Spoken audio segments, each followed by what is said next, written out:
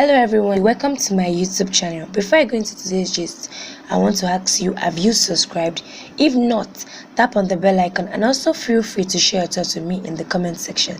As you do so, God will bless you. Nigeria is a country where quality of life have been deteriorated. Insecurity seems to have become the norm, and the government have only enlarged the problems by its complete disregard for freedom and human rights.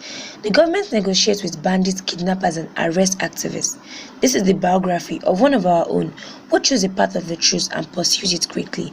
Omoyele Sowore is a Nigerian human rights activist, a pre-democracy campaigner, a former presidential candidate, and a founder of an online news agency, Sowore Reporters. Sowore, a 48-year-old man, was born in Sowore, Ondo State. He was born on the 16th of February 1971 in the Niger Delta region. He was raised in a polygamous home with 16 children.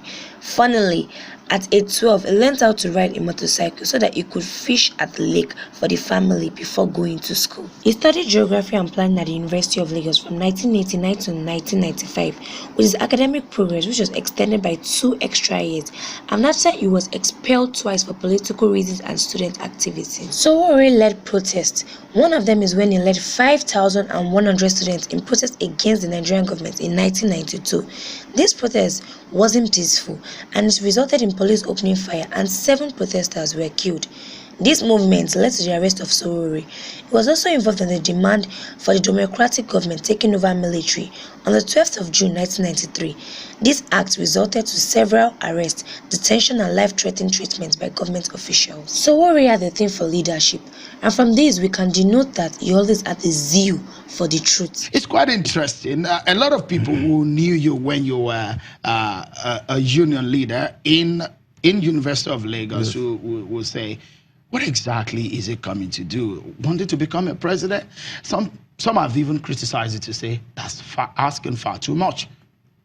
Well, you know, the problem with Nigeria is that a lot of people have had their dignity and the self-esteem battered so much that they've internalized oppression and internalized inferiority complex, to the extent that they don't believe that if you're not the son of a former governor or a former president, you cannot aspire to the position of the president of the country. And so they ask you to go and become a councillor, but they have forgotten that for people like me, when some of the characters today, some of the players in our political arena today were hiding under their bed, I was fighting for the democracy that we have today. It will be 20 years by 2019 that our democracy that we fought for as student leaders from 1989 to 1999 came to be. So I am not actually a neophyte, as you've implied.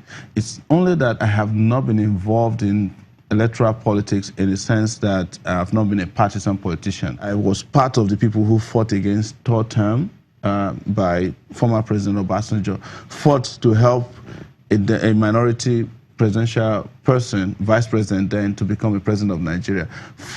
In what way were you fighting it? Oh, you know, there used to be something called the Yaradua cabal in this country. When former President Yaradua was taken Saudi Arabia, brain dead, and the cabal held this country to ransom. It was through a media platform I operated, known as Sowore Reporters, that we were able to find out that he was sick and we needed to move from him to another person. That was Jonathan, who was his VP then. But all the forces around the cabal made it impossible for Jonathan to even know the real state of health of Jonathan, or for the Nigerian people to do so. We came up and said so, and with the reporting we're doing constantly, Nigeria was able to find out that they didn't have a president anymore. There were protests, and Jonathan came to power. He held a master's degree in public administration from Columbia University. In 1989, he took part in student demonstration protesting the condition of an International Monetary Fund (IMF) loan of $120 million to be used for Nigerian oil pipeline. Included among the conditions of the IMF loan was a reduction in the number of universities in Nigeria from 28 to 5. Sowore announced his intention to run for the president in the 2019 general election. But then he founded a political party, AAC, the African Action Congress, for which he wants to use to run in, and this is another place where the problem pulled up. His rearrest is actually a gross attitude from the government. Sowore has been clamoring for a total overhaul of the system. His personal space has even been tampered with. Freedom and human rights of the citizen should actually be cared about. I come from a country where things go missing a lot. In the last 50 years, we've lost some $500 billion from oil revenues. Sometimes ships, airplanes, and even at the time, our president went missing in Saudi Arabia for 5 months. It is the reason why my favorite musician, Fela Nicola Kuti, refers to my country, Nigeria, as BBC. Not BBC News, but Big Blind Country. Some 15 years after the end of military rule, a once vibrant Nigeria media had compromised itself to the point that it lent itself as mercenary to the corrupt and authoritarian causes in Nigeria. That was why, in 2006, I started Sahara Reporters as a citizens media platform. And the idea is very simple, is to use everybody who is willing to liberate themselves from the clutches of a media that went into remission by itself to report news instantaneously and accurately in a way that empowers them. So what did we do? We decided that we'll let the world know what's happening out of Nigeria with the girls. And the reporting we did at that time forced the condition of the girls that had been abducted, who, by the way, are still in abduction as we speak, to be recognized as a primetime event around the world, and brought about tons of hashtag that is now known as Bring Back Our Girls. The girls have not been found, but we were able to force the global community to focus on their condition, and hopefully we will find them. Ibori is sitting today in jail in the UK, sentenced 13 years to jail because of efforts of citizen reporters like us. How did that happen? It was because a Nigerian citizen who works with us went to his garage in London and found a Bentley sitting down there, never having been driven, took a picture of it, and that gave the whole country the connection between the corruption that has been ravaging and bringing poverty to them and what Mr. Ibori did. And to the present tribal issue, Sowore was arrested on the 3rd of August 2019 over his planned protest tagged Revolution Now. Following his arrest, the DSS accused him of planning to overthrow the government of President Muhammadu Buhari with a protest. He spent 124 days in detention before he was released. However, he was arrested again. I don't seem to get this country. When the freedom of speech and movement become a crime, and it is not in my mouth, you will hear that the king died. Sowore described his poor treatment being locked up in a dark room without the sunlight. Even the world's biggest terrorists have access to telephone, TV, and so on. But he's been denied all of this because he committed a big crime or what? He started Sahara Reporters in a small room in New York City in 2006 to fight against corrupt and wrong government practices. This shows what is worth doing well. Sahara Reporters got support from Ford Foundations and Omoyele Foundations. Unlike every other news agency, Sahara Reporters do not accept adverts and financial support from the Nigerian government. To start off, I'm not a real fan of politics, but as a Nigerian, I feel I'm entitled and interested in the truth of my country.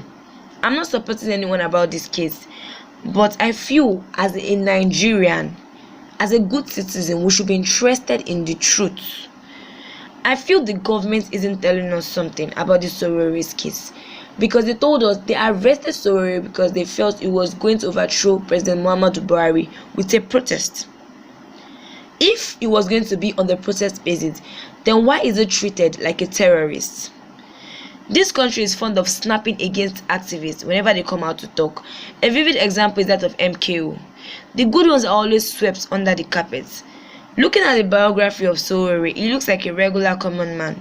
I know we shouldn't trust anyone, but the government isn't even giving us a doubt. We don't know the friend and we don't know the enemy in this country, and that is where the problem lies. Sometimes we feel like someone is doing us a favor, but sometimes they're actually the poison. Nigeria itself is a joke to us already with the citizens, because most of the times when we have problems when it comes to political issues, we don't treat them the way we're meant to treat them. We just debate on them like on social media.